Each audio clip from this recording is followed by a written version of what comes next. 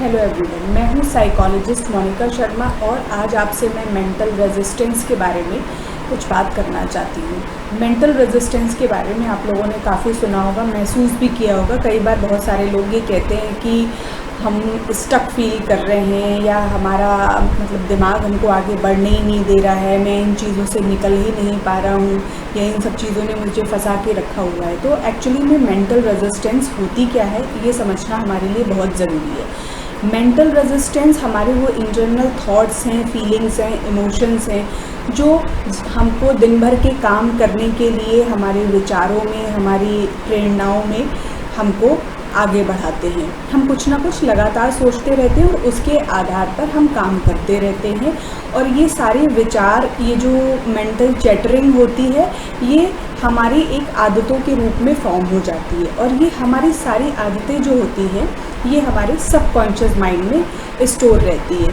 तो इसलिए जब भी हम कोई नई हैबिट फॉर्म करने की कोशिश करते हैं, नया चेंज लाने की कोशिश करते हैं, नए फीलिंग या नए इमोशन से हम अपने आप को आगे बढ़ाने की कोशिश करते हैं, तो हम ऐसा कर नहीं पाते। हमें स्टक फील होता है, हमें रेजिस्टेंस फील होता है। रीज़न ये है कि हमने अपनी जो ओल्ड हैबिट्स फॉर्म की हुई हैं, जिनसे हम अपना लाइफ चला रहे हैं, जो हमारे ब्रेन का पैटर्न है काम करने का, जिससे हम अभी तक अपनी सारी चीज़ें करते आ रहे हैं, तो नई आदतें जब भी हम डालने की कोशिश करते हैं, अपने आप को चेंज करने की कोशिश करते हैं, तो वो हम उस सबकॉन्शियस का जो प्रोग्राम है उसके अगेंस्ट जाने की कोशिश करते हैं। और 95% ऑफ द डे जो हमारा होता है, वो आपने महसूस किया होगा कि वो उन्हीं सारे प्रोग्राम्स को रन कर रहा होता है दिमाग, जो हमने सीखी हुई होती है।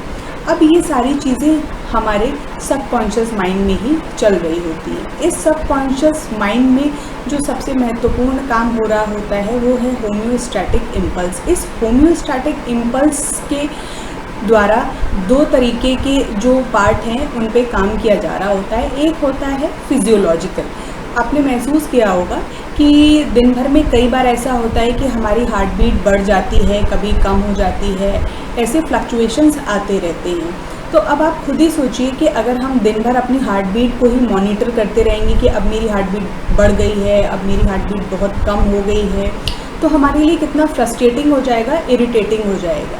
तो हमारा सबकॉन्शियस माइंड जो होता है वो इस हार्ट बीट के जो फ्लक्चुएशंस हैं उसको भी कंट्रोल करता है। इसी तरीके से हमारी बॉडी के टेम्परेचर में भी बहुत सारे अप्स एंड डाउन्स आते रहते हैं बीच बीच में, जो हमको पता नहीं चलते हैं और जो कि हमारे लिए बहुत अच्छा है कि हमको नहीं पता चलते हैं। ऑल द टाइम अगर दिमाग उसी में लगा रहेगा कि अब मेरा टेम्परेचर इतना है, अब मेरा टेम्परेचर उतना है, तो हम अपने डे टू डे के जो नॉर्मल टास्क है उसको कंप्लीट नहीं कर पाएंगे और आराम से फ्री माइंड नहीं रह पाएंगे। तो इस तरीके से हमारा बॉडी टेम्परेचर और हार्ट बीट को, जो कि फिजियोलॉजिकल बॉडी का एक पार्ट है, मैनेज करता है हमारा सबकॉन्शियस माइंड, और जिसकी वजह से हम आराम से रिलैक्स्ड रहते हैं। दूसरा पार्ट होता है साइकोलॉजिकल या मेंटल।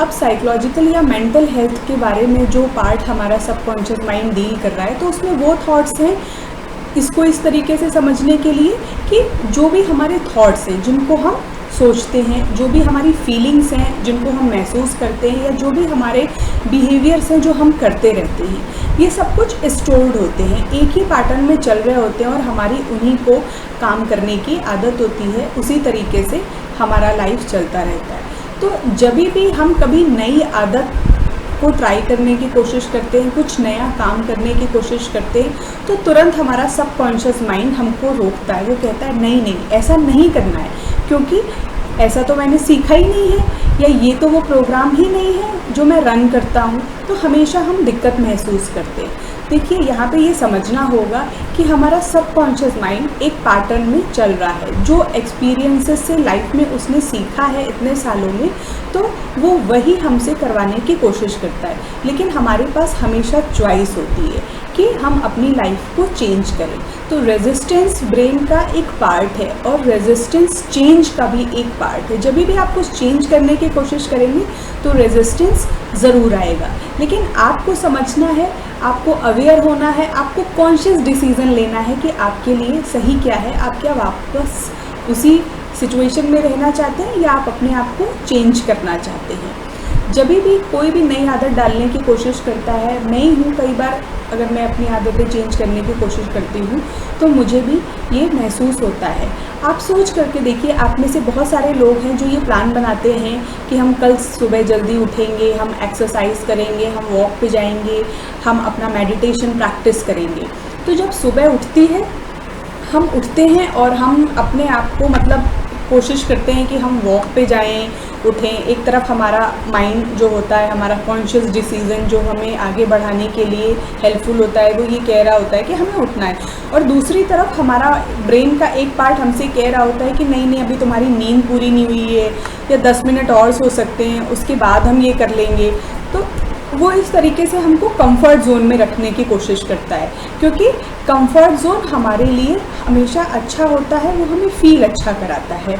चलिए फिर आप एक कॉन्शियस एफर्ट लेते हैं और आप अपनी मेडिटेशन के लिए या अपनी वॉक के लिए, एक्सरसाइज के लिए रेडी हो जाते हैं और वो करने लगते हैं। जब आप अपना मेडिटेशन कर रहे होते हैं तो कई बार आपको ध्यान में आता है कि आपने अपनी कोई मेल नहीं चेक करी है, या आपको अभी बाज़ार से कुछ सामान लेके आना है, या मे बी कोई बाहर नॉक तो नहीं कर रहा है, किसी से कुछ पूछना है। बहुत सारे थॉट्स आते हैं। जब आप एक्सरसाइज के लिए निकल रहे होते हैं तो आप सोचते हैं कि इतने बजे आ जाएंगे तो ये हो जाएगा, वो नहीं मिल पाया तो कैसे करेंगे।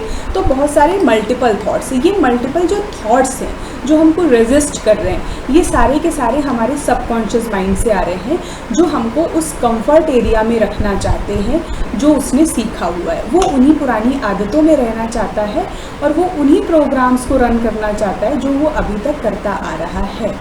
इसी वजह से हम मेंटल रेजिस्टेंस फील करते हैं, इसी वजह से हम स्टक फील करते हैं और हमको लगता है कि हम अपनी आदत चेंज नहीं कर पा रहे। इस वजह से बहुत सारे लोग कई बार अपने आप को कहते हैं कि हम डिसिप्लिन नहीं हैं, हम प्रोक्रेस्टिनेट करते हैं, हम लेज़ी बहुत हैं।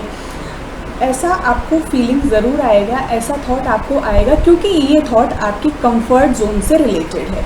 लेकिन आपको एक चॉइस बनानी है, और हमेशा हमारे पास चॉइस होती है कि हम मूव ऑन कर सकते हैं, हम कुछ नई आदतों को अपने आप में ला सकते हैं, हम कुछ चेंज कर सकते हैं जो हम अपने जीवन में करना चाहते हैं। हम अपने सपनों को पूरा कर सकते हैं, हम अपनी हेल्थ को अच्छा कर सकते हैं, हम अपनी वेल्थ को अच्छा कर सकते हैं। लेकिन हमको इस सबकॉन्शियस के स्टक से निकलना पड़ेगा, और सबकॉन्शियस हमेशा हमको स्टक रखना चाहता है, क्योंकि ये उसके वर्क का एक पैटर्न है। इसीलिए कॉन्शियस भी है, तो कॉन्शियस डिसीजन पे काम करना है, अपने आप को कॉन्शियसली चेंज करने की कोशिश करना है। और इस तरीके के जो भी थॉट्स आते हैं, जो भी फीलिंग्स आते हैं, जो भी इमोशंस आते हैं, हमारे सबकॉन्शियस के थ्रू आते हैं। इनको सिर्फ एक मेंटल चैटर समझ के चलना है कि इस तरीके के विचार तो आएंगे ही आएंगे। ये एक कंफर्ट जोन है सबकॉन्शियस माइंड का, ये ब्रेन की वर्किंग का एक हिस्सा है।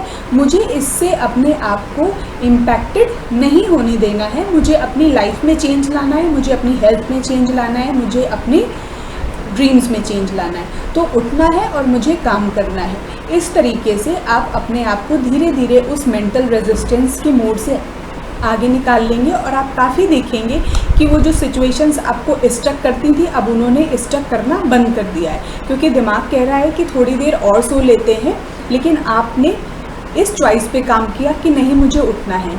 आपका ब्रेन कह रहा है कि मेल्स चेक कर लो, या प्लीज़ ग्रोसरी का सामान ले आओ, कुछ चीज़ें रह गई हैं, लेकिन आपने चूज़ किया कि आपको मेडिटेट करना है। तो इस तरीके से धीरे धीरे आप न्यू हैबिट्स को फॉर्म होते हुए देखेंगे, न्यू चेंजेस को आते हुए देखेंगे, और रिज़ल्ट जब आएगा तो डेफिनेटली खुशी आएगी।